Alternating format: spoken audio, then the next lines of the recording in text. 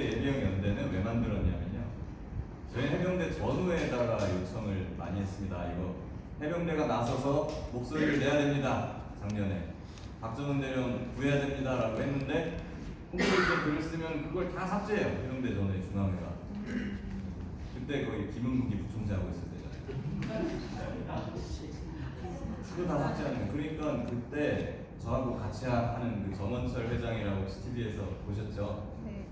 그 친구가 카톡방을 만들어서 그 주소를 거기다 올렸어요. 게시판에. 여기로 모이십시오 여러분이라고. 거기에 모인 해병대들이 따로 나와서 만든 게 해병대 예비역 연대입니다. 그렇게 활동을 하고 있습니다. 좀제 이야기를 제 인생 첫 강연 이렇게 들어주셔서 너무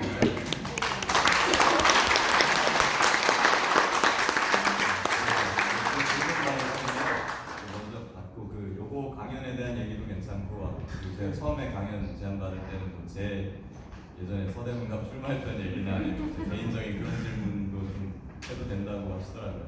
해주시면. 예. 그 특검법이 보도원이 1년이라 하는데 그걸 지금 그 입법을 해가지고 어떤 특수 상황에 있을 때는 그 연장할 수 있는 그런 법을 만들 수는 없습니다. 그게 어렵습니다. 왜 어렵냐면요. 1년 안에 통화 내역을 확보만 하면은 그 확보한 통화 내역은 내가 계속 갖고 있으니까 유지가 보존이 됩니다. 사실 이종석, 김계환 이런 알려진 유명한 사람들 통화 내역은 공수처에서 확보를 했습니다. 그러니까 그건 문제가 없습니다. 7, 8월이 지나고. 제가 우려하는 건 뭐냐면 지금 우리가 모르는 사람들 수사를 해보고 하다 보면은 모르는 사람들이 계속 나오지 않습니까? 사실 지금 김건희 옆에서 수발드는 사람이 누군지 윤석열한테 뭐 임성근 구명 로비를 전달한 이선 이런 사람들이 누군지 몰라요. 국정농단 때 우리 저 3인방 있잖아요. 문고리 그런 사람들도 수사를 해보고 나서 나온 거잖아요. 이런 사람들이 아직 안 나왔어요. 그 경로 통화는 그 확보 안 됐습니까?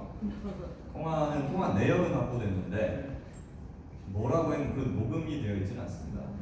통화 내역이라는 것은 몇 월 며칠 몇 시에 누구랑 누가 통화를 했다 이것만 나오는 거지 그 녹음이 돼 있고 그러지는 않아요. 그걸 하려면 핸드폰을 뺏어야 됩니다. 그래서 특검해야 되죠.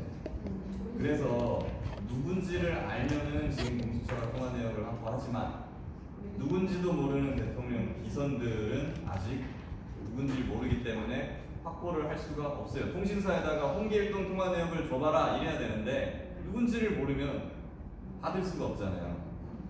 그러면 이게 방법은 아니고 극약 처방을 한다면 이렇게 할 수 있겠죠. 통신사에다가 너네 통신 기록 다 지우지 마. 이렇게 할 수 있는데 그러면 우리 전 국민 5천만 명의 통신 기록을 다 살려놔야 돼요. 이거는 현실적으로 어렵죠. 그리고 그 한동훈이 그 비밀번호 24자리 알파 24자리 알파 그보다 더 많은 그 공기욱인가 그 기자 것도 그보다 7개나 되는데도 풀리더라고요. 그러면 한동훈이 것도 풀 수 있다고 보는데 그거를 풀 수 있는 업체가 우리나라에 없는 걸로 알고 있습니다. 근데 공기욱 기자 거는 풀리더라고요. 네. 그것도 많이 핸드폰마다 좀 틀리다고 하고 아이폰을 풀려면 이스라엘의 어떤 업체에서 풀었대요. 뭐 어떻게 풀었냐면 이게 뭐 5번인가 틀리면은 영원히 잠긴대요. 아이폰이 비밀번호를. 근데 그 무작위가 뭐라서 하면 그러면 이제 무작위로 눌러보더라도 뭐 예를 들면 20만 개의 무작위 번호를 눌러야 된다라고 하면은 그 이스라엘 업체는 어떻게 하냐면 핸드폰을 물리적으로 복제를 하죠. 10만 개를 복제해요. 그런 다음에 하나씩 반 쳐오는 거예요. 5개씩. 그래서 그게 비용이 거의 억소리가 나오는 거예요. 그래서 어려운 걸로 알고 있습니다.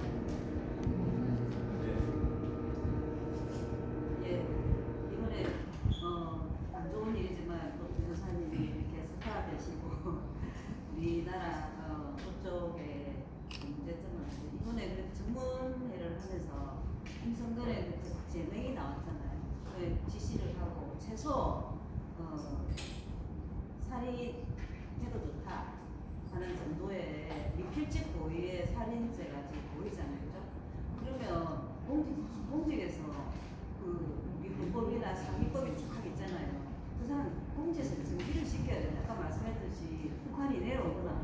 그 사람 지도하고 집행을 하고 업무를 보고 해서 이게 우리나라가 지금 우리나라 그래도 정부이 소속하라 했습니다. 그게 그 일을 하시는 게 지금 전부 우리가 당에도 이야기하고 있잖아요. 지금 법적이시고 분명히 미필적 고의의 살인죄예요. 니 죽어도 좋다잖아요. 멀쩡한 사람은. 근데 이번에 정부를 행사하면 미필적 고의가 나왔고 뭐 선수를 안 하고 거짓말을 했지만 누구나 보면은 그 제목이 나왔잖아요. 그 죄인을 계속 그 월급을 주면서 정승에 앉혀놓는 거는 불합리하잖아요. 일단은 그 사람이 직위 해제 정도는 된 다음에 특검도 하고 이렇게 해야 되지 않겠나 싶습니다. 직위 해제 됐었습니다.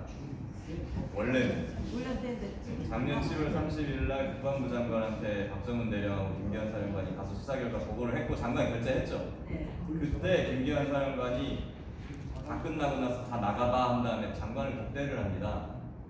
복대를 한다는 건 뭐냐면 인사조치밖에 없어요. 임성근을 물리겠습니다.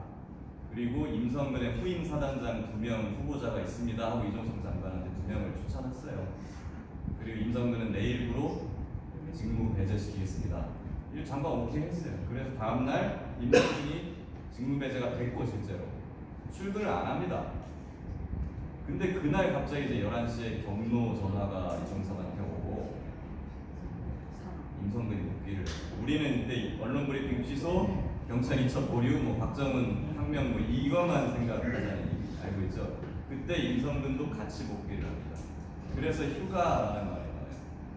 임성근 복귀해 했는데 지금 근무 중인가? 임성근 휴가 오늘 출근 안 했는데요. 지금 배제해서 그러면 휴가 처리해 오는 그 어디 뉴스에서 보셨을 거예요. 그 휴가가 그 뜻입니다. 그 임성근을 혐의자에서 뺀 이유가 그거예요. 혐의자에 들어가면 피의자가 되면 직무 배제되게 돼 있어요. 그게 원칙이에요. 임성근을 피의자에서 굳이 뺀 이유. 사실 해병대 수사단에서 안 넣어도 민간 경찰로 이첩하면 경찰에서 어차피 수사는 계속해서 혐의가 있는지 없는지 밝힐 건데 굳이 군사 경찰 단계에서부터 임성근을 빼야 했던 이유가 무엇인가? 경로 무슨 관계입니까? 그 임성근을 사단장 자리에 계속 유지시키겠다. 직무 배제 안 시키겠다.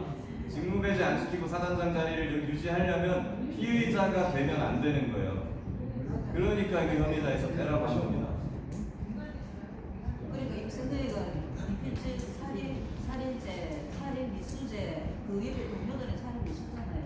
그 중한 범죄자를 계속 우리 세금을 주면서 가져야 너무 억울하고 명이 생기려고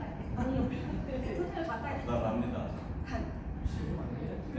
세금을 안 내는 변호사님이 이 참고라는 존재가 좋더라고. 사실은 마음이 좀 있으실 것 같아요. 예. 아니 강의만 물론 하고 오셨다 하지만 첫 강의 하시면서 치료분들에게 뭔가 좀 이렇게 협조 내지는 바라는 마음이 계신 줄은 알고 있습니다. 그러니까 마지막으로 그 말씀 좀 듣고 싶고요. 제 개인적인 생각에서 강의를 들은 생각은 제가 그 유튜브를 보면서 공부를 사실 다 하려고 했었는데 그거가 참 연결이 안 되더라고요. 그래서 오시기 대답하기 좀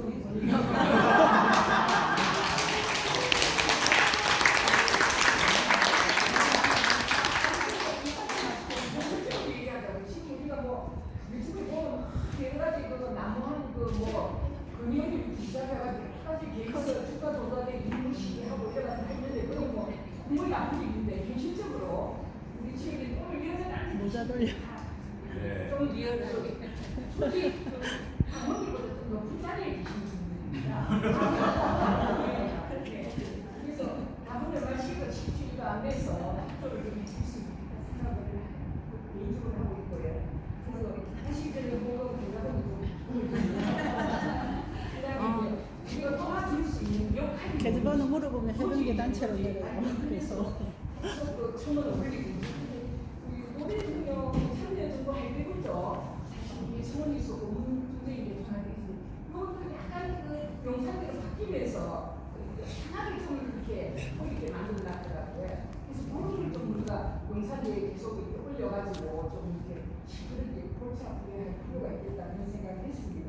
그리고 세 번째는 그 수입을 아까 쭉 해달리는데 개인적으로 수입 육적을 해달라고 하실 때는 변호사 로펌에 대한 무슨 로펌인지 그래가지고 로펌 분류라든지 변호사님에게 분류를 좀 주셔야 저희들이 소통하고 또 대출할 일이 있으면 하고 그래야 되지 않겠습니까? 제가 이 세 가지를 현실적으로 지금 할 수 있는 그 변호사님 하나하시는 분이 하나하시는 마음을 좀 전달할 수 있는 그런 기회가 되셨으면 좋겠습니다. 감사합니다.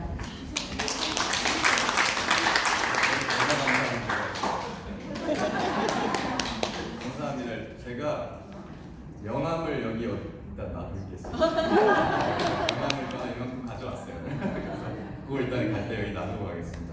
그뭐 사건은 그쪽으로 연락을 주시면 되고요. 그리고 계좌는 제가 그 해병대 예비역연대 쪽으로 저희가 후원을 좀 받고 있는데 했습니다. 네, 고맙습니다. 기부금법 이슈가 좀 있습니다. 그래서 계좌로 그냥 후원금만 내시면 저희가 모금 한도가 있어서 그게 걸려요. 근데 회원으로 가입한 사람이 내는 거는 그게 안 걸리더라고요. 그건 이제 회비로 치기 때문에. 그러니까 제 핸드폰을 꺼내셔가지고 네이버 밴드에 해병대 예비역 연대라고 검색을 하시면 뜹니다. 네이버 밴드에 해병대 예비역 연대. 해병대 예비역 연대 네이버 밴드에 검색하시면 떠요. 거기에 일단 가입을 하시고 그 다음에 이제 후원을 해주시면은 그것은 후원금이 아니고 회비이기 때문에 안 걸립니다. 그렇게 부탁을 드리겠습니다. 해병대가 아니어도 가입이 됩니다. 해병대 아닌 분들은 일반 회원으로 가입을 하시면 되거든요.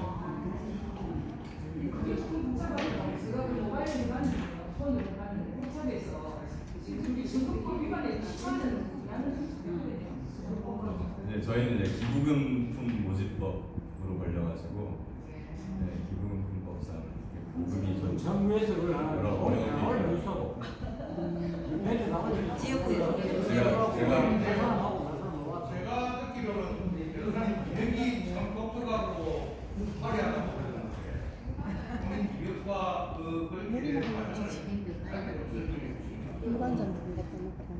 그거는 다른 강연으로 한번 다시 잡아야 돼요.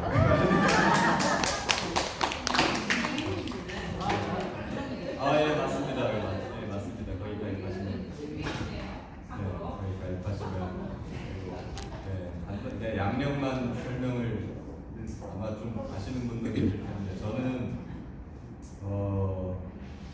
서울의 동대문구 장안동에서 태어났습니다. 그래서 이제 아버지가 제 어렸을 때 돌아가셔가지고 어머니가 이제 혼자 아이를 키우기가 어렵다 생각하셔서 독일로 유학을 가셨어요.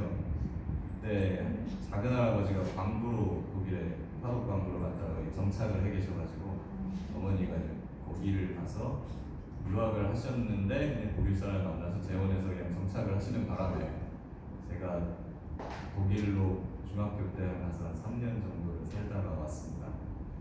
근데 이제 독일 가서 살다가 오니까 저는 이제 주로 친할머니 밑에서 컸는데요. 갔다 오니까 이게 공부를 따라갈 수가 없더라고요.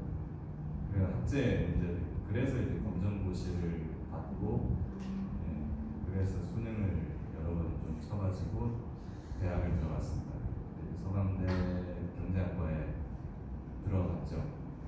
그때는 난 다시는 시험 같은 걸 보지 않겠다. 수능을 보느라 너무 힘들었어요. 그래서 대학 다니면서 해병대 갔다 오고 대학 졸업하고는 3일의 법인이라는 데 컨설턴트로 들어왔습니다. 저희가 기업 인수합병 업무를 많이 하는데 사업하시는 사장님들이 회사를 사고 팔고 하시려고 많이 오세요. 그분들 보니까 엄청나게 부자시더라고요. 저도 와 이렇게 부자가 되려면 회사를 다니는 게 아니라 사업을 해야 되는구나 라는 걸 그때 처음 알았어요. 게임 회사를 한번 해보자 해서 창업을 했었고 좀 잘 됐는데 그게 망했습니다. 왜 망했냐면 정부 때문에 망했습니다. MB 이명박 때문에 망했어요. 이제 대학생 산업기능요원을 없애버리는 바람에 저희가 병역 면제시켜주겠다고 이제 개발자들을 데리고 오는데 그 사람들이 이제 다 군대 끌려간 거예요. 그러니까 이제 개발할 사람이 없어져가지고 그래 됐죠. 그래서 이제 회사를 접고 하고 있는데 그때 이제 19대 국회 김광진 의원을 처음 만났습니다. 의원이. 그러니까 제 하소연을 했더니 이래라 해서 이명박 때문에 이제 망했습니다. 했더니 그리고 그 정책이 어느 정부 정책이냐? 그랬는데 MB 때 정책입니다. 좋아, 일로 와. 그래갖고 국회에 들어가서 제가 그 정책을 바꿨습니다. 입법을 해가지고.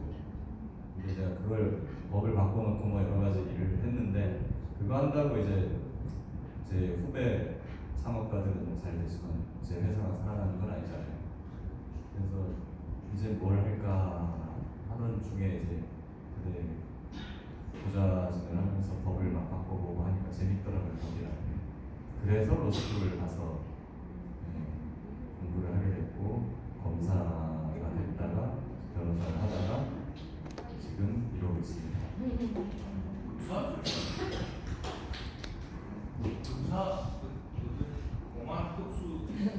검사는 제가 좀 일을 열심히 해서 위에서 좋게 봐주셨는지 다 해봤습니다.